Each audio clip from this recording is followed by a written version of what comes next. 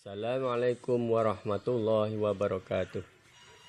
Alhamdulillah, alhamdulillahi alamin, wa bihi nasta'inuhu wa nastaghfiruh, wa na'udzu billahi min sururi anfusina wa min sayyiati a'malina. May yahdihillahu fala mudhillalah wa may yudlil fala hadiyalah. Saudara sekalian, pada kesempatan kali ini marilah kita membahas tentang kiat meraih Lailatul Qadar. Lailatul Qadar hanya ada di bulan Ramadan dan lebih ditekankan mencarinya pada 10 malam terakhir darinya. Dan pada malam-malam ganjil lebih dikhususkan lagi. Pendapat yang benar bahwa Lailatul Qadar tersembunyi. Tidak ada seorang pun yang mengetahui dan menentukan hari kedatangannya secara pasti. Malam Lailatul Qadar berpindah dalam setiap tahunnya.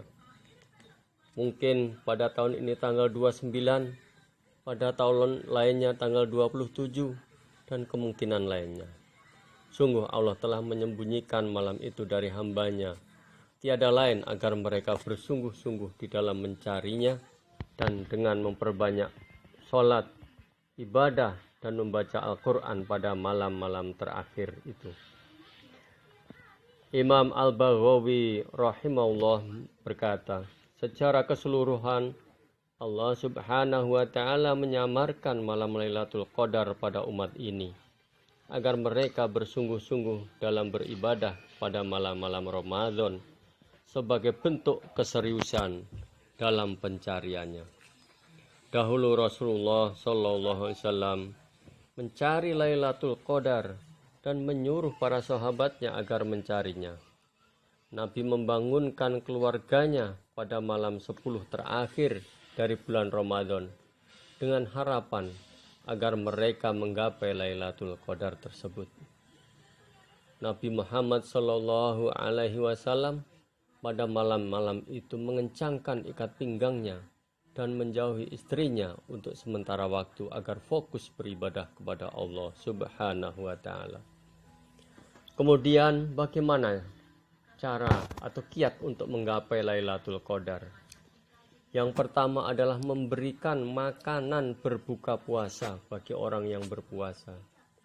Baik dengan mengundang mereka untuk berbuka bersama di rumah kita ataupun di masjid, atau dengan mengirimkan makanan kepadanya.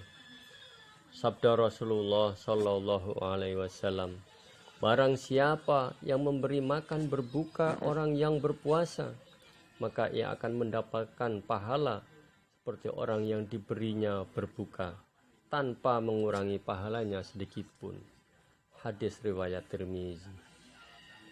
Apabila pada malam itu bertepatan dengan malam Lailatul Qadar, maka akan berlipat-lipat lagi pahalanya. Yang kedua adalah bersedekah di malam-malam yang diduga Lailatul Qadar.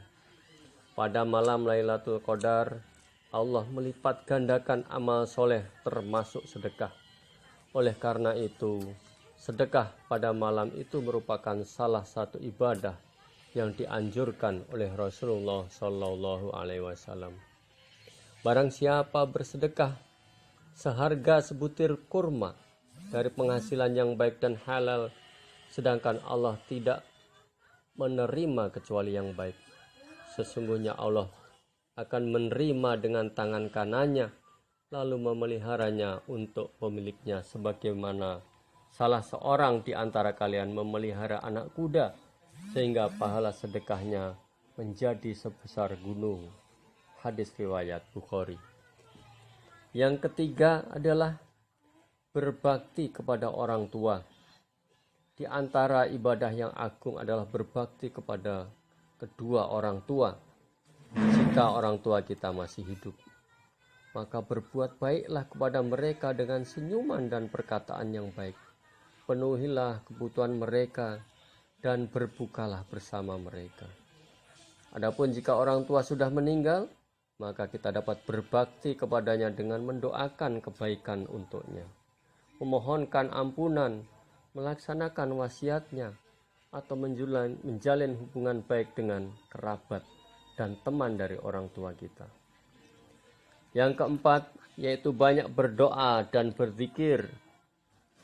Doa dan zikir sangatlah penting bagi kaum muslimin, di antaranya adalah untuk menjaga dirinya dari berbagai godaan setan yang menyebabkan manusia lalai dari ibadah dan mengingat Allah. Sehingga malam Lailatul Qadar pun terlewatkan dengan sia-sia. Oleh karena itu, hendaklah kita membiasakan berdoa dan berzikir secara rutin setiap hari, lebih-lebih pada 10 hari terakhir dari bulan Ramadan. Kemudian yang kelima adalah melaksanakan iktikaf di masjid. Islam mensyariatkan satu bentuk ibadah khusus di tempat yang khusus dan pada waktu yang khusus pula. Yaitu dengan ini seorang muslim dapat berkonsentrasi untuk melakukan ketaatan, menyucikan jiwa dan menghidupkan hati. Ibadah ini dikenal dengan iktikaf.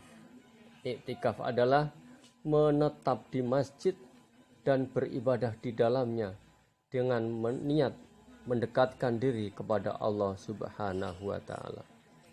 Kemudian yang keenam, mendapatkan Lailatul Qadar bagi wanita yang haid. Wanita yang haid ataupun nifas tetap bisa mendapatkan bagian dari Lailatul Qadar.